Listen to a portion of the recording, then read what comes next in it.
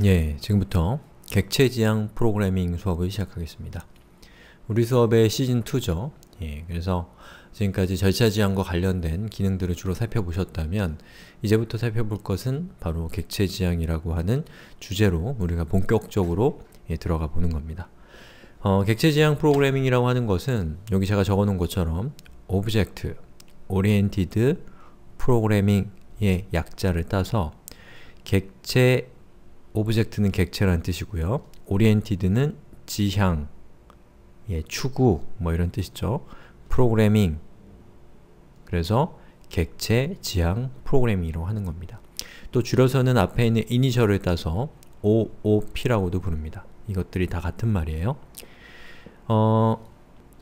이 객체 지향 프로그래밍이라고 하는 이 말 속에도 이미 포함이 되어 있는 것처럼 이 객체 지향 프로그래밍의 핵심적인 키워드는 바로 제일 앞에 붙어 있는 객체라고 할 수가 있겠습니다. 영어로는 object. 아이고, 스펠링이 막 이상해지네요. 자, object. 이게 객체죠. 그래서 우리가 객체가 무엇인가를 이해하는 것이 객체지향 프로그래밍의 어떻게 보면 출발점이라고 할 수 있는데요. 이 객체지향 프로그래밍에서 얘기하는 객체를 조금 추상적이고 어렵게 얘기하면 상태, 프로그램을 구성하고 있는 로직을 상태와 행위로 구분해서 서로 연관되어 있는 상태와 행위를 그룹핑 해놓은 이 카테고라이징 한 것을 일종의 객체라고 할 수가 있습니다. 그리고 그 객체는 일종의 레고 블록처럼 객체와 객체를 조합해서 하나의 완제품이라고 할 수 있는 소프트웨어를 만들어가는 그런 프로그래밍 기법이 또 객체지향 프로그래밍이라고 할 수가 있는 것이죠. 자, 그런데 이 객체지향 프로그래밍이라는 이 말은 저는 별로 좋아하진 않습니다. 왜냐하면 특히나 이 객체라고 하는 가장 중요한 이 키워드가 이 풍기는 어떤 냄새 때문인데요. 느낌 때문인데요. 어떤 느낌을 주냐면 굉장히 철학적인 느낌을 주지 않나요? 사실 우리 현실에서 객체란 말을 쓸 때가 거의 없죠. 또 객체지향 프로그래밍을 보통 개체지향 프로그래밍이라고 하는데 저는 뭐 개체나 객체나 잘 쓰지 않는 말인 것 같습니다. 그렇다 보니까 이 객체지향 프로그래밍을 처음 접하는 분들이 이것을 어떤 공학의 대상 또는 어떤 기술의 대상이라기보다는 굉장히 철학적이고 심오한 느낌을 갖는 그런 경험을 하시게 되는데, 물론 객체지향 프로그래밍이라고 하는 것은 상당히 이 철학적인 이 어떤 주제라고도 할 수 있는 면이 있긴 하지만 이 처음 객체지향을 공부하는 입장에서 그런 철학적인 느낌은 이걸 공부하는 데 있어서 미궁에 빠진, 미궁에 빠져있다는 그런 느낌을 갖게 할 뿐일 겁니다. 그래서 여러분들은 객체지향 프로그래밍이라고 하는 것에 대한 문법적인 쓰임, 문법적인 형식을 배우는 것이고 또 객체를 어떻게 만들고 또 그 객체를 어떻게 사용해야 되는 것을 배우는 것이냐에 대해서 여러분들이 집중을 하셔야 됩니다. 너무 추상적으로 객체지향 프로그래밍을 받아들이지 않으셨으면 좋겠다는 얘기를 하는 거예요. 그리고 제가 방금 말씀드렸던 객체라고 하는 것이 상태, 행위로 이루어져 있다는 이 말도 대단히 위험한 표현일 수 있습니다. 왜냐? 상태라는 말과 행위라는 말 상당히 광범위하고 이 범위가 넓은 표현이잖아요. 그래서 제가 여러분들께 말씀드리고 싶은 것은 조금 구체적으로 생각하자라는 겁니다. 그래서 좀 그림을 그려서 설명을 좀 드려보면 지금 보고 계신 이 웹사이트 오픈튜토리얼스라는 사이트, 자, 이 사이트는 이렇게 구성이 되어 있습니다. 그래서 여기에는 글 목록, 그리고 여기에는 본문, 그리고 여기에는 댓글, 뭐 이런 식으로 이루어져 있는 사이트입니다. 자, 그래서 여기 있는 오픈튜토리얼스라는 이 사이트, 여러분들 일반적으로 알고 있는 그런 소프트웨어와는 조금 다르지만 이런 웹 서비스도 우리가 웹 애플리케이션이라고 부르고 이것도 분명히 소프트웨어입니다. 그리고 자바를 아주 많은 경우에 이런 사이트를 구축하는 데 사용을 하죠. 자, 그래서 이 오픈튜토리얼스라는 이 사이트, 여러분들이 보고 있는 생활코딩의 홈페이지 같은 경우는 하나의 프로그램인데 그 하나의 프로그램 안에는 글 목록을 출력해주는 그런 로직이 있을 것이고요. 글 본문을 출력해주는 로직이 있고 댓글을 출력하고 추가하고 또 수정하고 삭제하는 그런 로직이 있을 겁니다. 그래서 하나의 프로그램은 하나의 취지를 가지고 있는 로직으로 이루어진 것이 아니라 보시는 것처럼 여러 개의 목적성을 갖고 있는 로직들의 집합이라고 볼 수가 있습니다. 그런데 처음에 서비스를 만들고 처음에 애플리케이션을 만들 때는 사실은 코드가 많지 않죠. 코드가 많지 않기 때문에 우리가 그냥 이전 시간까지 배웠던 절차지향 프로그래밍에서 배웠던 조건문, 반복문 이런 것들을 이용해서 프로그램을 짜서 오픈 튜토리얼스라는 이런 사이트를 충분히 구축할 수가 있습니다. 그런데 사이트의 규모가 커지고 그 사이트를 구축하는데 그 애플리케이션을 만드는데 동원되는 인원들이 많아지고 그리고 오랜 시간 동안 프로젝트가 진행되는 과정에서 여러가지 어려움들을 겪게 됩니다. 전문 용어로는 막장이라고 하죠. 그러면 어떤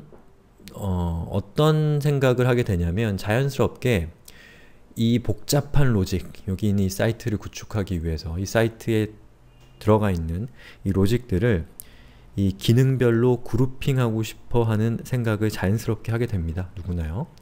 그럼 어떻게 할까요?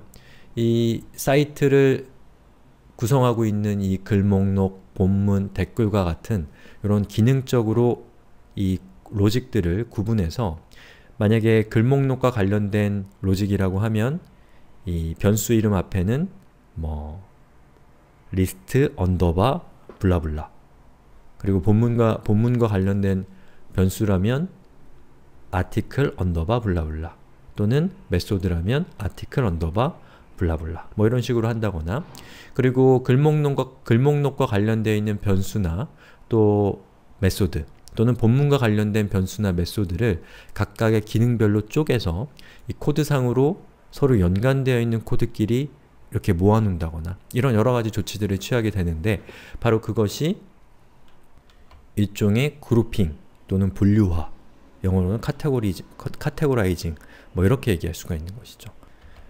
그래서 이런 소프트웨어가 커지면서 발생하는 여러가지 문제들, 뭐 다른 말로는 막장이라고도 하고 그 막장으로 인한 일종의 절망감들을 계속해서 사람들이 받다 보면 자연스럽게 그것을 해소할 수 있는 방법들에 대해서 모색하게 되겠죠.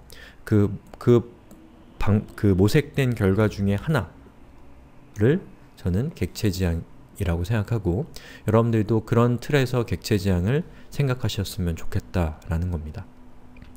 그래서 여기에 있는 이 본문, 또 여기에 있는 댓글, 여기에 있는 글목록과 관련되어 있는 로직들, 제가 여기서 얘기한 로직은 변수, 그리고 메소드입니다. 자, 변수와 메소드를 서로 연관되어 있는 기능별로 그룹핑하는 기능을 프로그래밍 차원에서 언어 차원에서 제공하게 되는 거죠. 그렇게 해서 그룹핑된 하나하나의 단위들을 바로 객체라고 부릅니다.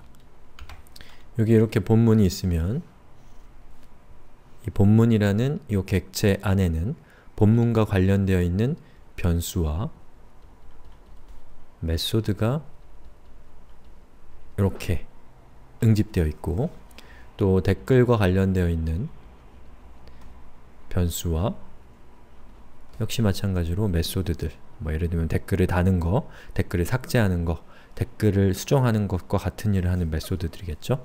그런 것들이 이렇게 객체라고 하는 단위로 응집되어 있는 것이죠. 동시에 서로 연관성이 없는 다른 성격을 가지고 있는 로직들과는 이런 식으로 객체를 껍데기로 해서 분리되어 있는 것이죠. 즉 서로 연결되어 있는 것은 객체를 껍데기로 응집되고 서로 연관성이 떨어지거나 연관성이 없는 것들은 이 객체라는 껍데기를 중심으로 해서 이렇게 구분되는 것이 이 객체의 가장 중요한 이 기능이라고 할 수가 있겠습니다. 자, 그렇게 우리가 객체를 분류해서 이 소프트웨어를 좀 더 명확하게 이해하고 좀 더 쉽게 관리할 수 있도록 여기 있는 요 기능별로 로직들을 구획화시키고 분류하고 카테고라이징을 하다 보니까 자연스럽게 객체라고 하는 문법적인 프로그램 자체가, 프로그래밍 언어 자체가 제공하는 이 기능이 나타나게 되는 것이고, 이 기능이 나타나니까 이 기능을 가만히 보니까 이건 댓글에 대한 기능이에요. 그리고 이 기능은 꼭 opentutorials.org라는 사이트가 아니라 다른 사이트에서도 사용할 수 있다라는 생각을 할 수가 있는 것이죠. 그러면 여기 있는 이 댓글이라고 하는 요것을 다른 사이트 또는 다른 애플리케이션에서도 가져다 쓰게 되는 것이 가능해지는 겁니다. 이렇게 분류를 했더니 그게 바로 이 프로그래밍에서 가장 중요한 개념 중에 하나라고 할 수 있는 재활용성의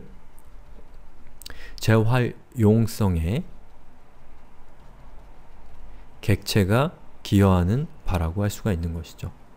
이렇게 재활용성이 높아지니까 이미 사용하고 있는 로직을 다른 곳에 사용하게 되고, 다른 곳에 사용하려고 하니까 실제로 그게 여러가지 문제들을 또 발생을 시키게 되는 겁니다.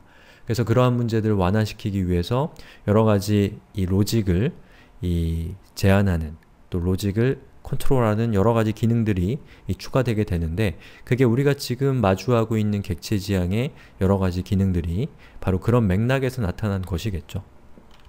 자, 그래서 제가 이번 동영상을 정리하면서 여러분들께 말씀드릴 것은, 객체 지향 프로그래밍이라고 하는 것은 객체를 만드는 것이고, 그 객체라고 하는 것은 추상적으로 생각할 대상이 아니고 매우 구체적인 문법적인 기능이 언어 차원에서 제공되는 기능입니다.